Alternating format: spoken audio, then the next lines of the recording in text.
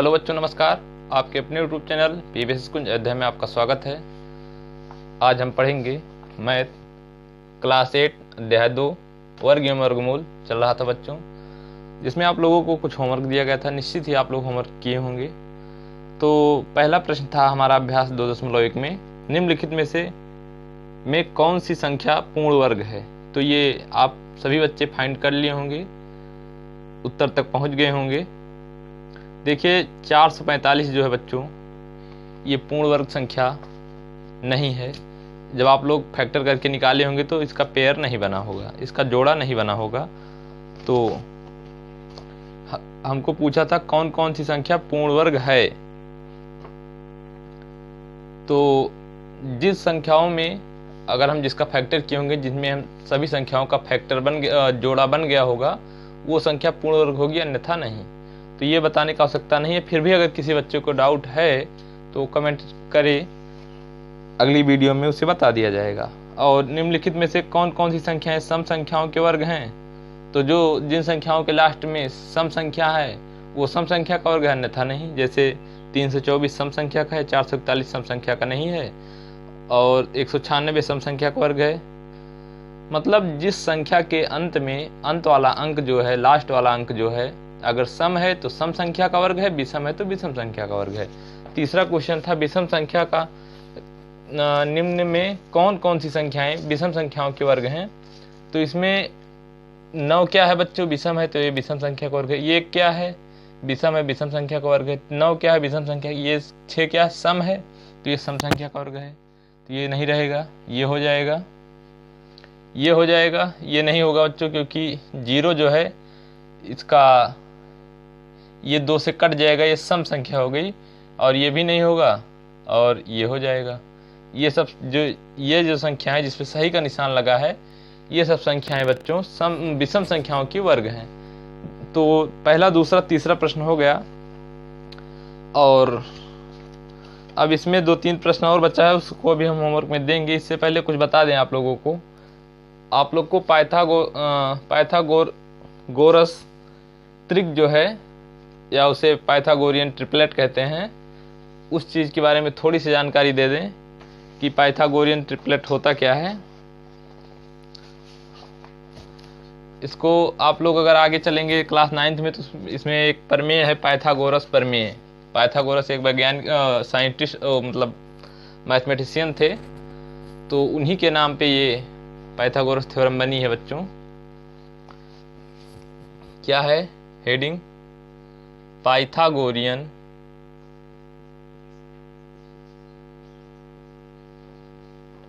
त्रिक, या इसे क्या बोलते हैं बच्चों,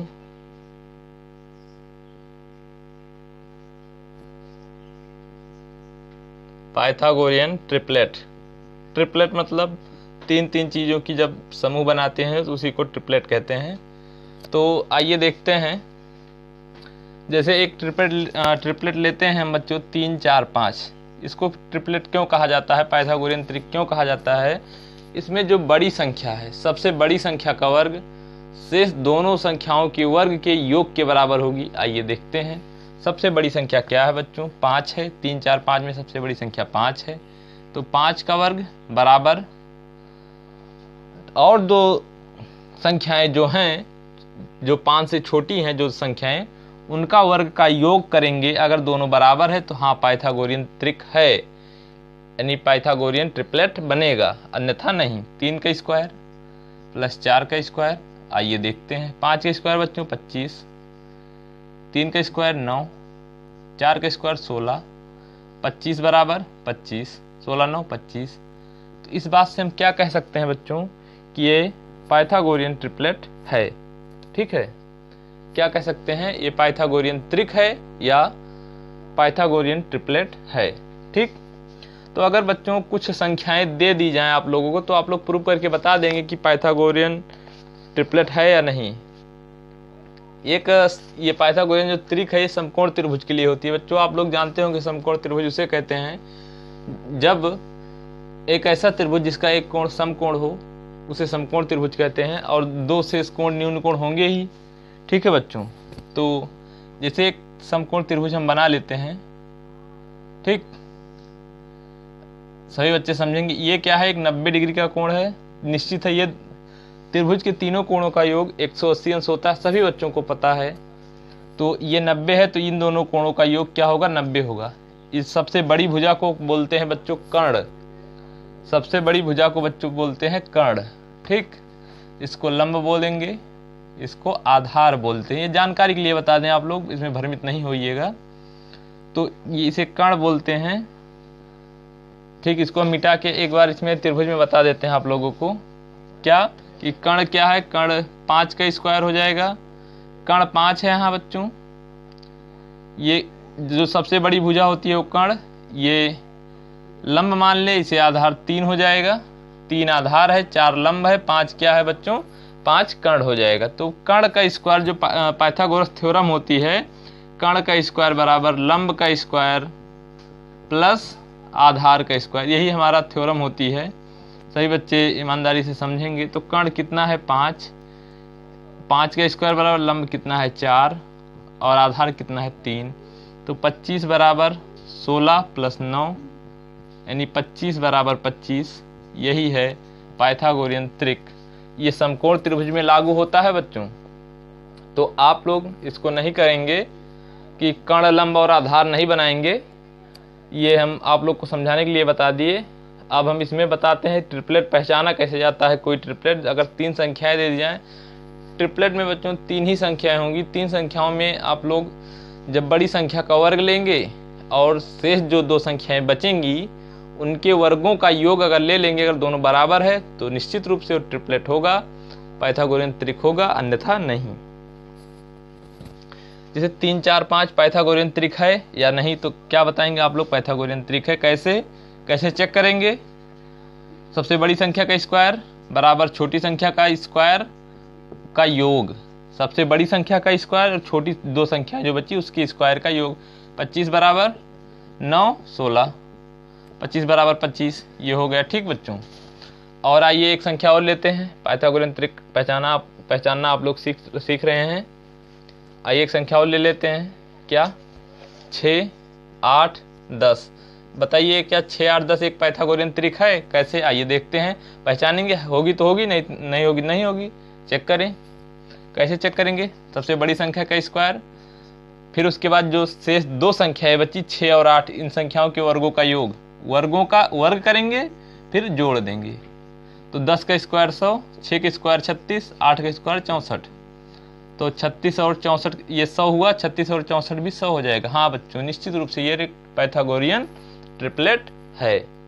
ठीक, आइए एक संख्या और लेते हैं जिससे आप लोग को पूरी तरह क्लियर हो जाए, सभी बच्चों को स्पष्ट हो रहा होगा कि पाइथागोरियन त्रिक क्या है।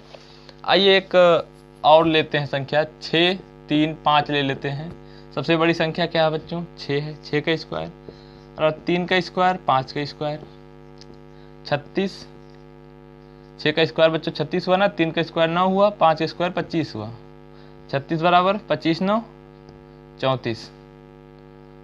तो 36 बराबर 34 नहीं, गलत है, यानी ये पाइथागोरियन त्रिक नहीं है। समझ पाए कौन सी 3 संख्याएं पाइथागोरियन त्रिक के अंतर्गत आएंगी? तो इसीलिए आप लोग को कहा गया था बच्चों कि 1 से 30 तक का वर्ग तैयार कर लेंगे सभी बच्चे। स्कूल खुलने पे निश्चित रूप से आप लोग सुना भी जाएगा। और कुछ बच्चे तो लिख के भी भेजे हैं ग्रुप में, बहुत अच्छी बात है। और सभी बच्चे ईमानदारी से क्लास को देखते रहें।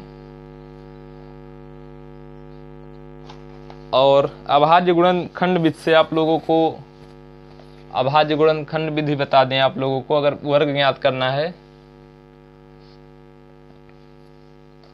जैसे अभाज्य गुणनखंड विधि होती क्या है बच्चों, आइए देखते हैं। जैसे एक संख्या लेते हैं 196, इसको अगर हम अभाज्य गुणन विधि से हम सॉल्व करें, क्या करें,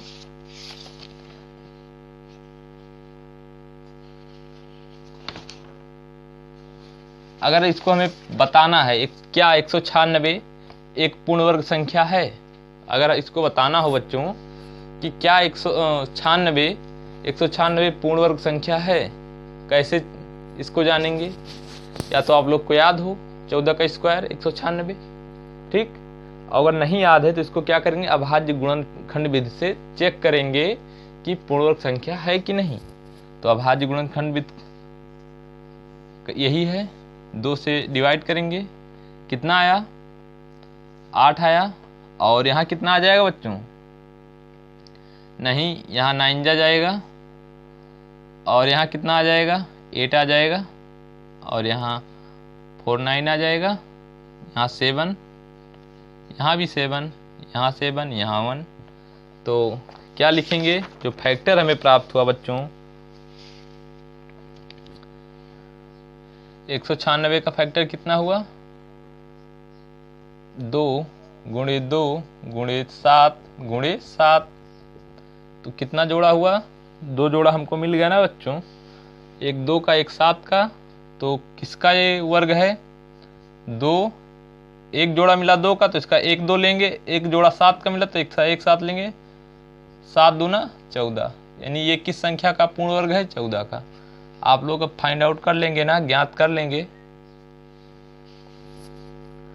समझ रहे हैं ना। इसमें आप लोग लिखेंगे कि चूंकि 196 का गुणनखंड बराबर इतना, इसलिए यह वर्ग है किस संख्या का, 2 गुणे 7 यानी 14 का। यहाँ 2 ही जोड़ा तो बन रहा है बच्चों, एक 2 का बन रहा है, एक 7 का बन रहा है। तो एक 2 का जोड़ा बनेगा तो एक 2 ले लेंगे, एक 7 का जोड़ा बनेगा तो जोड़े में से एक लेंगे हम, तो 2 7 7 दूना 14, यानी 14। यही है अभाज्य गुणनखंड विधि, अभाज्य गुणनखंड विधि। ठीक, सभी बच्चे इसको समझे होंगे। और आगे चलते हैं। यह अभ्यास 2.1 में कुछ प्रश्न दिया है अभाज्य गुणनखंड विधि का, इसलिए इसको बता दिए बच्चों। आप लोगों को कल बताया गया था कि विषम संख्याओं का योग निकालने का फार्मूला बताया गया था कि जैसे क्रम से अगर विषम संख्याएं दी हैं, क्या क्रम से विषम संख्याएं दी हैं 1 3 5 7, इसका योग कैसे निकालेंगे। हम जोड़ के भी निकाल सकते हैं, लेकिन हम फार्मूले से भी निकाल सकते हैं। इसका फार्मूला जो होता है, इसका फार्मूला जो होता है उसको थोड़ा टफ पड़ जाएगा आप लोगों के लिए बताना, फिर भी बता दे रहे हैं। देखिए, इतना ही जान लीजिए कि अगर विषम संख्याओं को जोड़ना है क्रम से ही, ये फार्मूला क्रम से ही अगर संख्याएं दी रहेंगी, एक से ही दी रहेंगी, तभी ये फार्मूला अप्लीकेबल है, अन्यथा नहीं। इस फार्मूले को हम अगर एक से हम विषम संख्याओं का योग निकालना रहेगा तभी हम इस फार्मूले को लगाएंगे, अन्यथा नहीं। तो एक से दिया है, एक के बाद कौन विषम संख्या आती है, 3, 3 के बाद 5, 5 के बाद 7। कितनी संख्या है, 1 2 3 4, तो 4 का स्क्वायर, यानी 4 का स्क्वायर कितना हुआ 16। यानी 1 से लेके 7 तक का विषम संख्याएं जो हैं उसका योग कितना हुआ 16। गिन के आप लोग देख लीजिए, 7 5 12 3 15 1 16। और एक संख्या लेते हैं 1 3, एक से ही होनी चाहिए, 5 7 9 11 13। तो इसका योग हम बिना जोड़े बता सकते हैं।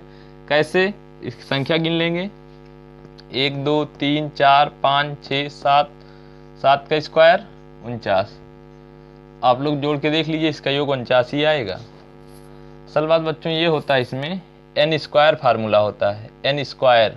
ठीक, जितना अंक रहे 1 2 3 4 5 6 7, तो 7 क्या है n की जगह 7 रखेंगे। n नंबर ऑफ डिजिट, कितनी संख्याएं हैं। ठीक, इसलिए यहाँ n हम प्रयुक्त नहीं कर रहे हैं, आप लोग की बुक में प्रयुक्त किया गया है, तो आप लोग इससे कंफ्यूज होंगे। अगर आप लोग से कोई पूछे कि 1 से लेके लगातार विषम संख्याओं के योग का फार्मूला क्या है, तो आप लोग n स्क्वायर बताएंगे। क्या, विषम संख्याओं के योग का फार्मूला, क्रमागत विषम संख्याओं के योग का फार्मूला आप लोग बताएंगे।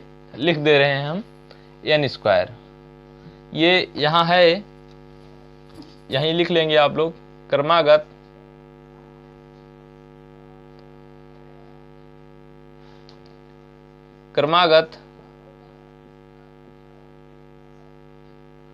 लेकिन यहाँ प्रारंभ से लिखिए,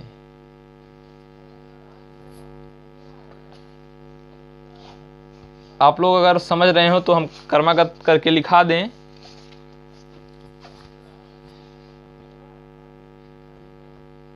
क्रमागत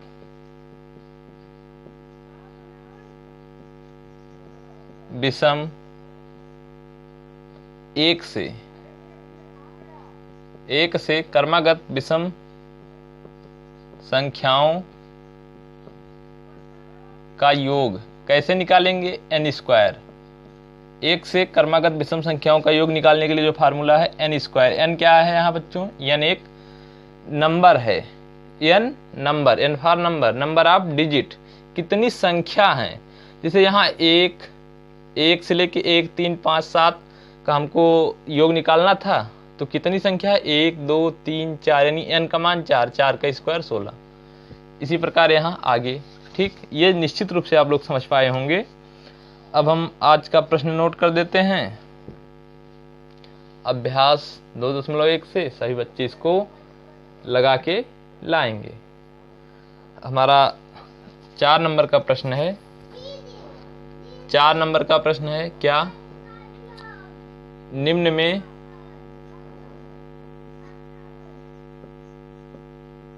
पाइथागोरियन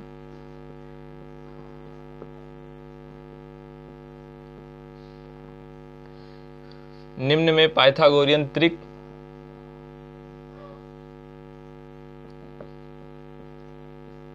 कौन है? निम्न में पाइथागोरियन त्रिक कौन है? तो कुछ संख्याएं दी गई हैं, इसमें आप लोग कौन सी पाइथागोरियन त्रिक है आप लोग चेक करेंगे, फिर बताएंगे कि हाँ ये पाइथागोरियन त्रिक है, यानी पाइथागोरियन ट्रिपलेट है, अन्यथा नहीं। देखिए बच्चों, ये कुछ फिक्स संख्याएं होती हैं जो पाइथागोरियन ट्रिपलेट को फॉलो करती हैं, अन्यथा नहीं। तो इसमें से आप लोग चेक करेंगे। चेक करने का तरीका आप लोग बता दिया गया है। जो बच्चे क्लास को ईमानदारी से देखें निश्चित रूप से वो चेक कर लेंगे, इसमें कोई डाउट ही नहीं है। देखते हैं कि क्या ये वीडियो में कवर हो रहा है। हाँ, और 5 नंबर का प्रश्न है, वर्ग का निम्न संख्याओं, इसमें निम्नलिखित लिखा है लेकिन हम निम्न ही लिख ले रहे हैं। निम्नलिखित का मतलब होता है बच्चों नीचे लिखा हुआ, लेकिन हम निम्न नीचे, उतना आप लोग अंडरस्टूड है, समझ जाएंगे। निम्न संख्याओं के वर्ग का क्या ज्ञात करना है? वर्ग का इकाई अंक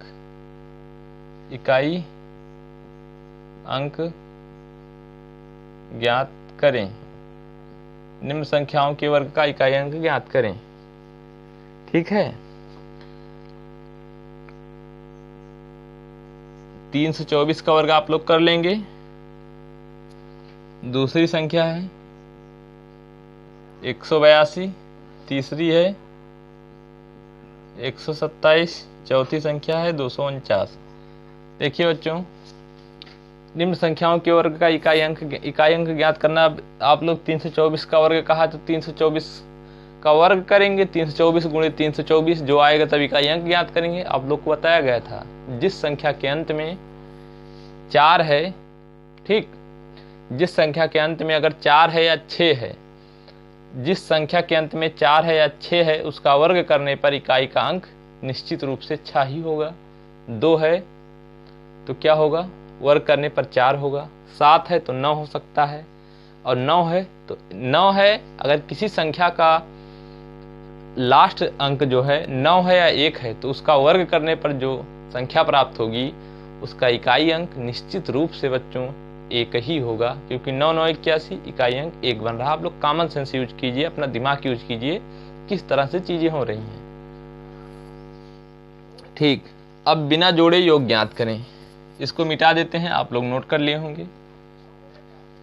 अब हम 6 नंबर के प्रश्न पर चलते हैं। बहुत ज़्यादा प्रश्न नहीं है और निश्चित रूप से आप लोग कर लेंगे। बिना जोड़े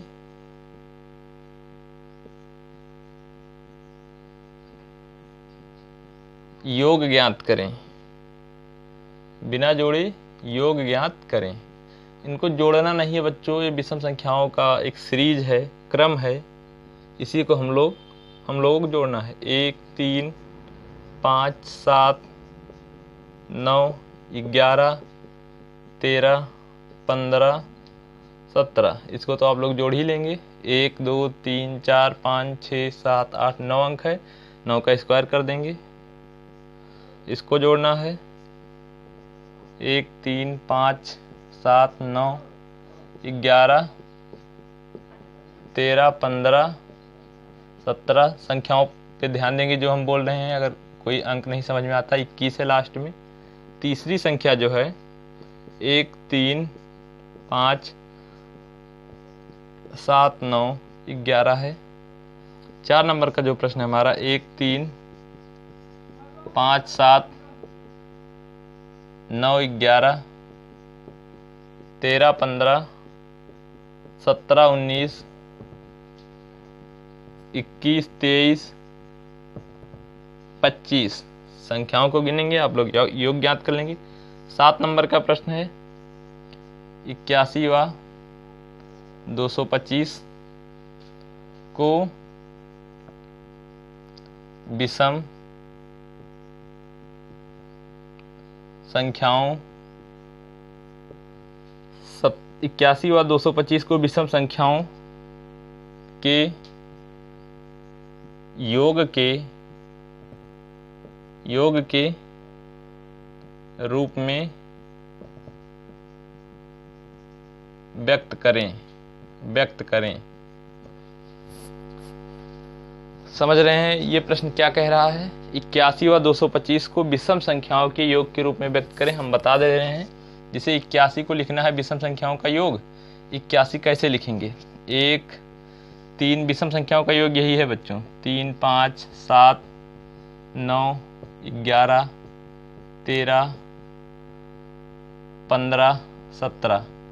ठीक, देखिए एक कितना संख्या हो? 1 2 3 4 5 6 7 8 9।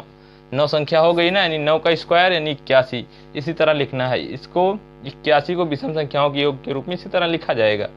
1 3 5 जब इसको सबको जोड़ेंगे 81 आ रहा है बच्चों। ठीक, इसी तरह 225 का आप लोग लिखेंगे और 81 का भी लिखेंगे।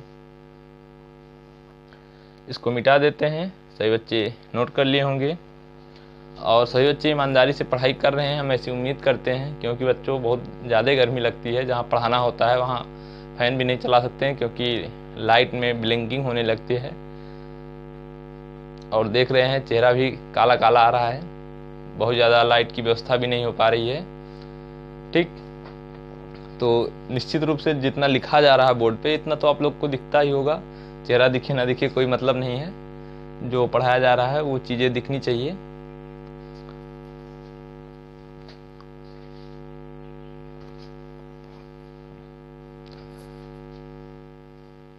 इसको मिटा दे रहे हैं 6 नंबर के प्रश्न को।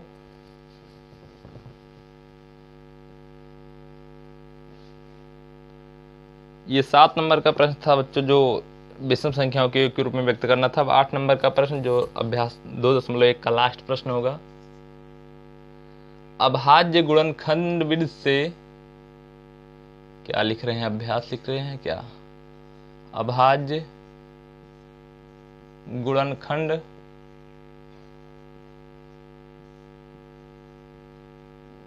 विधि से, अभाज्य गुणनखंड विधि से ज्ञात कीजिए कि निम्न में से कौन सी संख्या पूर्ण वर्ग है। देखिए बच्चों, कुछ संख्याएं लिख रहे हैं, इसको आप लोग कर लेंगे। 720 को बताना है गुणनखंड विधि से। इस 720 को लिखेंगे, इसका फैक्टर करेंगे, मतलब वही जो बनाते हैं ना इस तरह क्रम अभाज्य गुणनखंड विधि वाला, लिखेंगे। अगर सभी संख्याओं का जोड़ा बन जा रहा है, जितनी संख्याएं आई हैं फैक्टर करने पे, जितना संख्याएं गुणनखंड करने पे आई, अगर सभी का जोड़ा बन जा रहा है बच्चों, तो वो पूर्ण वर्ग संख्या हो जाएगी। अगर जोड़ा नहीं बन रहा है, एक भी संख्या शेष बच रही है, निश्चित रूप से वह पूर्ण वर्ग नहीं होगी। समझ रहे हैं बातों को? और चीजें समझ में आ रही हैं कि नहीं आ रही हैं, आप लोग कमेंट भी करके बता दिया कीजिए बच्चों, इससे हमारा भी मनोबल बना रहे कि हाँ, हमारे द्वारा की जा रही मेहनत कुछ सार्थक हो रही है, आप लोग के लिए कुछ लाभकारी हो रही है। दूसरा जो है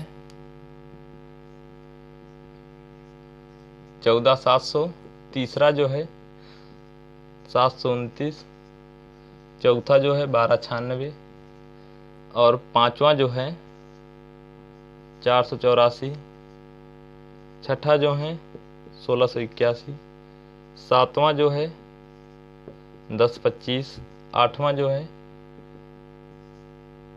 648। ठीक, आप लोग चेक करेंगे इन संख्याओं को, बताएंगे अगर पेयर बन रहा है, जोड़ा बन रहा है, पेयर मीन जोड़ा होता है बच्चों, अगर जोड़ा बन रहा है तो ये संख्याएं पूर्ण होंगी, अन्यथा नहीं।